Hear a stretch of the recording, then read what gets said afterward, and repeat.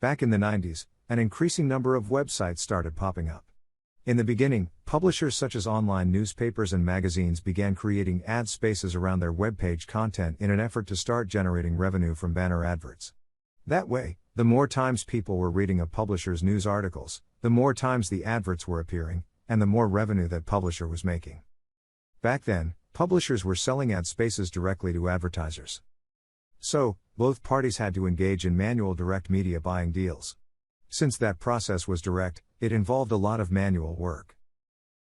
More specifically, advertisers had to spend a lot of time preparing and sending requests for proposals to publishers. Those RFPs required publishers to provide information on anticipated campaign run dates, available ad spaces, audience characteristics, and other details. Next, advertisers had to wait for a couple of days to receive the requested proposals. Once the deadline was met, advertisers could start reviewing the received proposals, and potentially ask for some clarifications.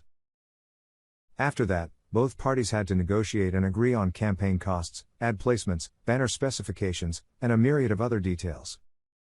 Next, the advertiser had to pass the banner specifications to a designer.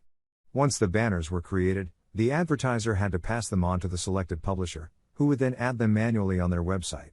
It's needless to say that once the campaign was over, the publisher would have to remove the banners from their website manually.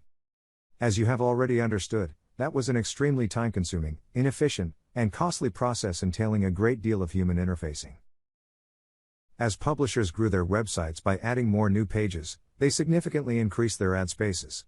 Because of that situation, the manual direct media buying method became even more ineffective. More specifically, it quickly became very difficult for both advertisers and publishers to engage manually in direct deals, and trade the available ad inventory. Consequently, this situation led to thousands or millions of unsold ad spaces. Because of that problem, publishers were losing many revenue opportunities, while advertisers were getting less exposure.